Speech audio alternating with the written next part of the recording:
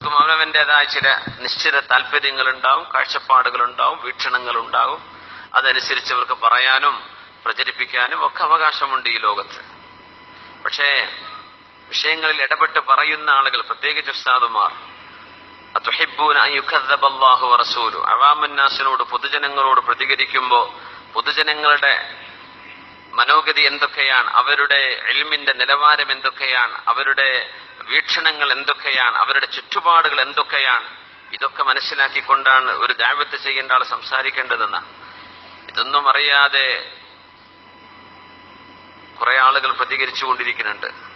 അതൊക്കെ ദീനിന് കോട്ടമുണ്ടാവരുത്. നമ്മളുടെ ഒരു വർത്തമാനം കൊണ്ട് അള്ളാഹുവിന്റെ ശറഈന് ഒരു കോട്ടം വരാൻ പാടില്ല. എന്നാൽ അള്ളാഹുവിന്റെ ശരീഅത്ത് നമുക്ക് മറച്ചു വെക്കാനും പറ്റൂല, ഉള്ളതുപോലെ പറയാനും പറ്റുള്ളൂ. അപ്പോ അല്ലാഹു സുബ്ഹാനഹു വതആല നമ്മുടെ അമലിന് അല്ലാഹു ഖബൂലിയത്ത് നൽകട്ടെ. ഇദാ ജുഹില അലൈനാ ഹലുംന, ഞങ്ങളോട് അവിവേകമായി പ്രവർത്തിക്കുമ്പോ ഞങ്ങളതിന് എന്ത് ചെയ്യുന്നവരാണ്? ക്ഷമയോടുകൂടെ ആത്മസംയമനത്തോടുകൂടെ പ്രതികരിച്ച ആളുകളായിരുന്നു. അങ്ങനെയാണ്. മറുപടിക്ക് മറുപടി, ക്ലിപ്പിന് ക്ലിപ്പ്, അതൊന്നും നമ്മൾ ചെയ്യേണ്ടതില്ല. സത്യം അള്ളാഹു തുറന്നു കൊണ്ടുവരും. ചിലത് കുറച്ച് സമയമെടുക്കും മനസ്സിലാവാൻ. ആദ്യം നമ്മൾ കേട്ട് പരിചയമില്ലാത്ത വിഷയങ്ങളാക്കുമ്പോൾ സ്വാഭാവികമായിട്ട് അങ്ങനെ വരും. എനിക്കൊരു ഉസ്താദ് നാട്ടിൽ നിന്നൊരു വോയിസ് ക്ലിപ്പ് എന്റെ സുഹൃത്ത് കൊടുത്തയച്ചു. എന്തോ ഒരു ചരിത്ര സംഭവം പറഞ്ഞിട്ട്, ആ ചരിത്ര സംഭവം എവിടെയാണുള്ളത് ഞാൻ വെല്ലുവിളിക്കുന്നു എന്നൊക്കെ പറഞ്ഞിട്ട് പറഞ്ഞു. വെല്ലുവിളിക്കേണ്ട കാര്യമൊന്നുമില്ല, അത് എവിടെയാന്ന് ചോദിച്ചാൽ ഞാൻ പറഞ്ഞുതരാം. അത് ചോദിക്കാതെ വെല്ലുവിളിക്കുന്നു. എന്ത് വെല്ലുവിളിക്കുന്നു? തബഖാത്ത് ഇബ്നു സഅദ്, ഇവർ തങ്ങളുടെ തബഖാത്ത് ആയിരക്കണക്കിന് പേജുള്ള കിതാബാണ്.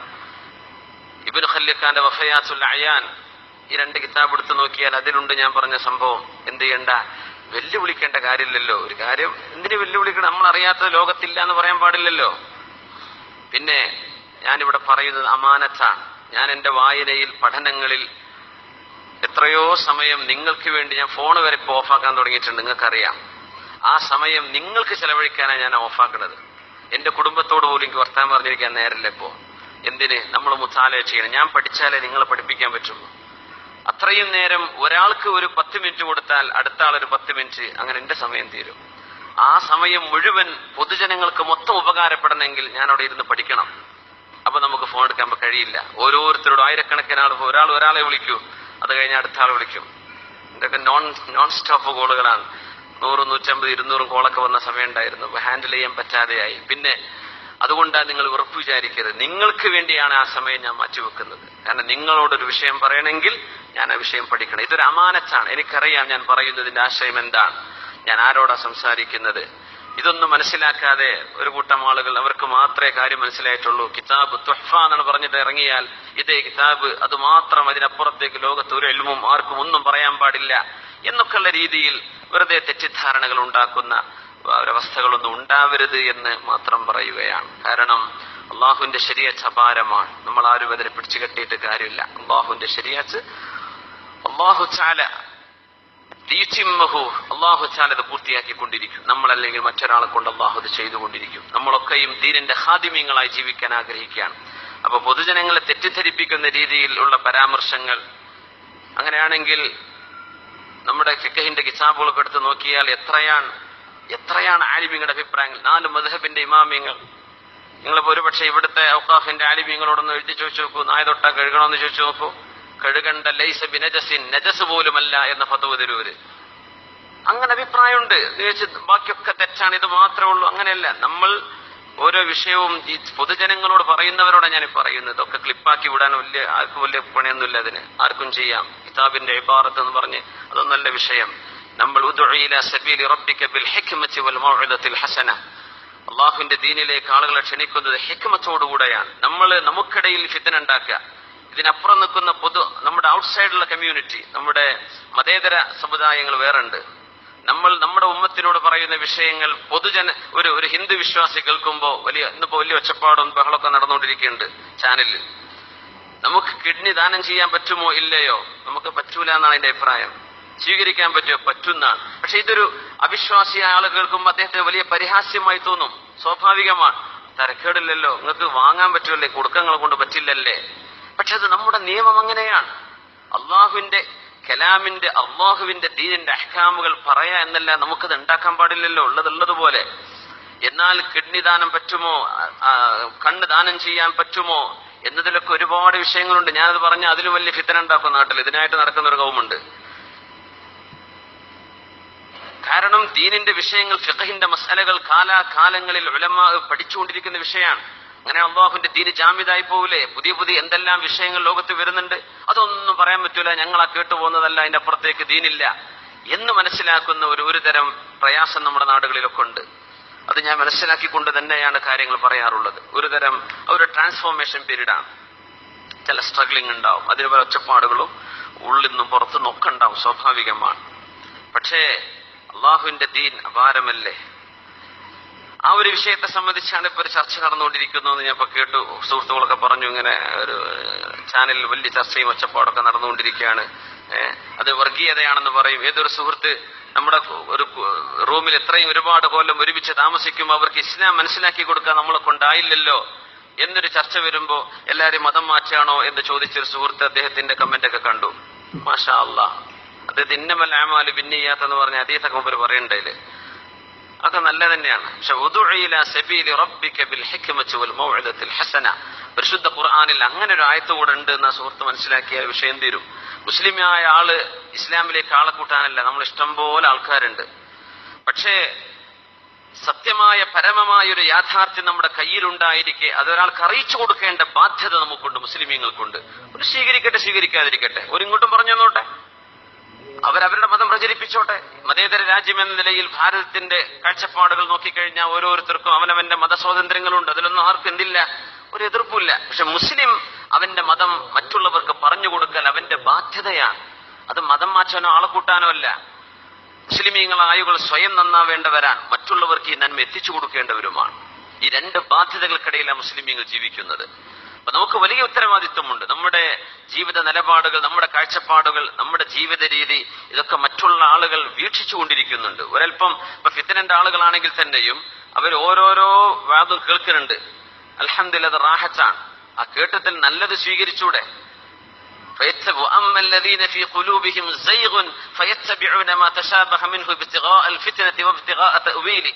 റസൂലുള്ളാഹി സ്വല്ലല്ലാഹു അലൈഹി വസല്ലം ഖുർആനെ സംബന്ധിച്ച് അന്നത്തെ മുശ്രിക്കീങ്ങളുടെ നിലപാട് അങ്ങനെ. ഖുർആനിൽ എന്തെങ്കിലും അവർക്ക് തിരിയാത്തത് കണ്ടാൽ അപ്പോ അത് വെച്ചിട്ട് അങ്ങോട്ട് കാച്ചും. മുഹമ്മദ് നബി ഞങ്ങൾക്ക് തിരിഞ്ഞിട്ടില്ല എന്ന് പറയും. ആ ഖുർആനിലെ ആയിരക്കണക്കിന് അള്ളാഹുവിന്റെ ഹിദായത്തില്ലേ, അതെടുത്തൂടെ? അതെടുക്കറ്റ് ചെയ്യൂല. അപ്പൊ ആ രീതിയിൽ നമ്മൾ ദീനിനെ മറ്റുള്ളവരിലേക്ക് എത്തിച്ചു കൊടുക്കേണ്ട വലിയൊരു ബാധ്യതയ്ക്ക് മുമ്പിലാണ് നമ്മളുള്ളത്. അതിന്റെ ഇടയിൽ നമ്മൾ തന്നെ ഈ കുത്തിനോവിക്കുന്ന സ്വഭാവങ്ങൾ ചെയ്യുന്നത് നമ്മുടെ അപ്പുറത്തുള്ളൊരു സമൂഹം ഇത് കാണുകയാണ്. ഞാൻ വളരെ ഒന്നുകൂടെ ആഴത്തിലിറങ്ങി പറയാണ്. ഇപ്പൊ ഈ ഫേസ്ബുക്കിൽ കമന്റ് ഇട്ടൊരു സുഹൃത്ത്, അതൊരു ഹൈന്ദവ സുഹൃത്താണെന്ന് തോന്നുന്നു. അദ്ദേഹം നായ തൊട്ടാലുള്ള മസാലയുടെ വിഷയം വരെ പറയുന്നുണ്ട്. അത് നബി തങ്ങൾ പറഞ്ഞ ഹദീസിന് വിരുദ്ധമല്ലേ? നീ സാധുന് എന്തറിയാം? എങ്ങനെയാണ് ഇസ്തിംബാത്ത് ചെയ്യുന്നത്? എങ്ങനെയാണ് ഫിഖഹിന്റെ മസാലകൾ ഫുഖഹ കണ്ടെത്തുന്നത്? ഈ സുഹൃത്തിന് എന്തറിയാം? അത് നമ്മുടെ നാട്ടിൽ നിന്ന് വിട്ടൊരു മൗലവിയുടെ ക്ലിപ്പാണ്. കാരണം നബി തങ്ങൾ ബിത്തുറാബ് എന്ന് വ്യക്തമായി മണ്ണുകൊണ്ടെന്ന് പറഞ്ഞില്ലേ, എന്നിട്ട് അത് മണ്ണ് അല്ലാത്തതും പറ്റുമെന്ന് പറഞ്ഞാൽ നബിയുടെ മേൽ നുണ പറയാനാണ് ഈ മൗലവി അള്ളാഹിനോട് തൗബ ചെയ്യണം എന്നൊക്കെ പറഞ്ഞു. ആ മുസ്ലിയാരോട് ഞാൻ പറയാണ്, അറിയാത്ത വിഷയങ്ങൾ പറയരുത്, അറിയാത്ത വിഷയങ്ങൾ പറയരുത്. ശറഇന്റെ വിഷയങ്ങൾ, മസ്അലകൾ നമ്മുടെ ഏത് ഫിഖഹിന്റെ കിതാബുകൾ എടുത്തു നോക്കിയാലും ഹദീസിന്റെ പ്രത്യക്ഷമായ വാക്കുകൾ ഉണ്ടായിരിക്കെ തന്നെ അതിന്റെ അർത്ഥം വേറെയായിരിക്കും. ഇപ്പൊ ഒരു മനുഷ്യൻ തൂങ്ങി മരിക്കുന്ന സംഭവം, ഒരാൾ ആത്മഹത്യ ചെയ്താൽ നിങ്ങൾ ഹദീസ് വായിച്ചു നോക്കൂ. സ്വഹീഹ് മുസ്ലിമിലെയോ അല്ലെങ്കിൽ റിയാദ് സ്വാലിഹിൽ കാണുമല്ലോ ഹദീസുകളൊക്കെ. തൂങ്ങി മരിച്ചാൽ ആ ഹദീസ് ഇങ്ങനെ നോക്കിക്കഴിഞ്ഞാൽ നരകത്തിലാണെന്ന് ഉറപ്പായി തോന്നും. നരകത്തിലാണ് ആ മനുഷ്യൻ പോകുന്നത് എന്ന് തന്നെയാണ് അതിനർത്ഥം കാണുക. പക്ഷേ അതാണോ അവിടെ ആശയം? അല്ലല്ലോ. ആ മനുഷ്യന് ഈമാനുണ്ടെങ്കിൽ ആ മനുഷ്യൻ രക്ഷപ്പെടുമെന്ന് തന്നെയാണ്. പക്ഷേ ഹദീസിന്റെ പ്രത്യക്ഷമായ വാക്കുകൾ കണ്ടാൽ നരകത്തിൽ കാലാകാലം വസിക്കുന്ന ആളാണ് തൂങ്ങി മരിക്കുന്ന ആളെന്ന് തോന്നിപ്പോകും. അങ്ങനെയല്ല മസല. അപ്പോ വാക്കുകളുടെ അർത്ഥം നോക്കിയിട്ടല്ല എന്ത് ചെയ്യേണ്ടത്, ദീനിന്റെ നിയമം. അതുകൊണ്ട് ക്വാളിഫിക്കേഷൻ ഇല്ലാത്ത ആളുകൾ എന്ത് ചെയ്യുക, പെട്ടെന്ന് വാട്സപ്പ് ഓണാക്കിയിട്ട് മൈക്ക് ഓണാക്കിയിട്ട് അങ്ങോട്ട് വിളിച്ചു പറയാ, ദയവ് ചെയ്ത് തെറ്റിദ്ധാരണകൾ ഉണ്ടാക്കരുത്. മുസ്ലിമീങ്ങളായ ആളുകളുടെ അമലുകൾ നഷ്ടപ്പെടാനും ഒരു സമൂഹത്തിന്റെ നന്മ നഷ്ടപ്പെടാനും മാത്രമേ ഇത് ഉപകരിക്കുള്ളൂ. പൂർവോപരി ഇസ്ലാമിനെ കടന്നാക്രമിക്കാൻ തുടങ്ങുന്ന കാലമാണ്. കടന്നാക്രമണം, പ്രത്യേകിച്ച് ദഅവത്ത് ചെയ്യുന്ന ആളുകൾ മൊത്തത്തിൽ, ഞാൻ അടക്കമുള്ള എന്റെ സുഹൃത്തുക്കളായ ദഅവത്ത് ചെയ്യുന്ന എല്ലാവരും, മുനീർ ഹുദൈ ഇവിടെ ഇരിക്കുന്നുണ്ട്, ഇവരൊക്കെ നാട്ടിൽ പ്രഭാഷണം ചെയ്യുന്ന ആളുകളാണ്. ഞങ്ങളൊക്കെ നോട്ടപ്പുള്ളികളാണ്, അതെനിക്കറിയാം, സുഹൃത്തുക്കൾക്ക് അറിയാം.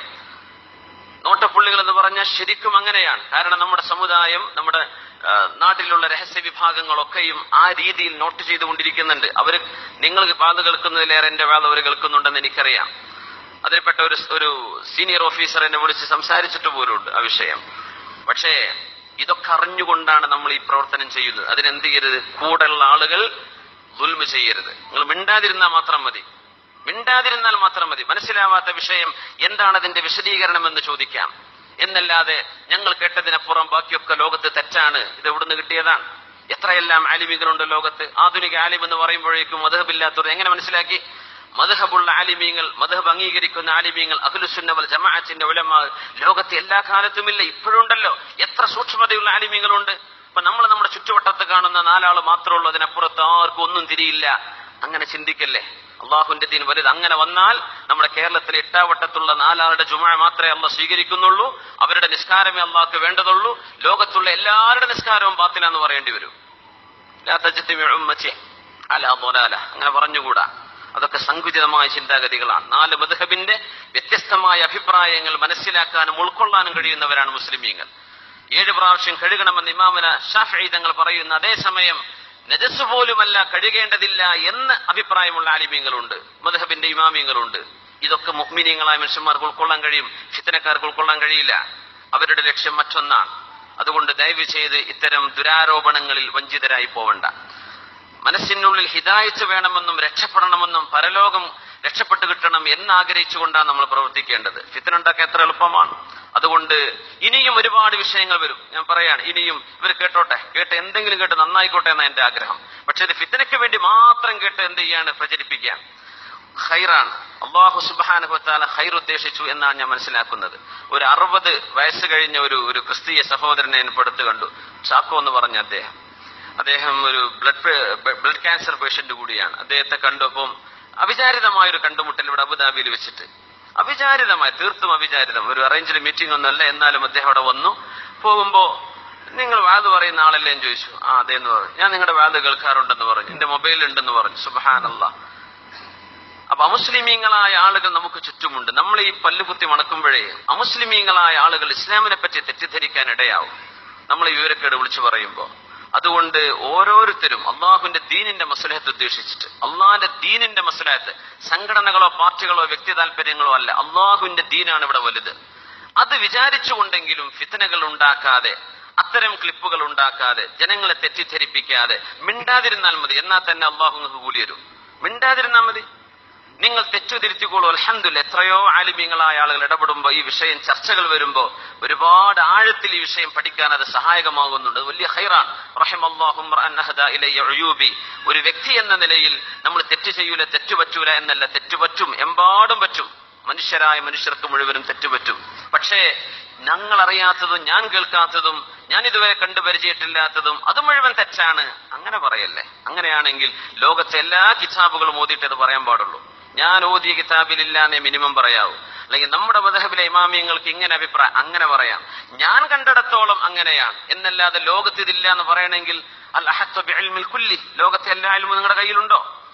അപ്പോ ഇതുപോലെയുള്ള ഫിത്നകൾ ഈ ദീനിനെ ടാർഗറ്റ് ചെയ്യപ്പെടുന്ന കാലമാണ്. റസൂലുള്ളാഹി സ്വല്ലല്ലാഹു അലൈഹി വസല്ലം പറഞ്ഞു,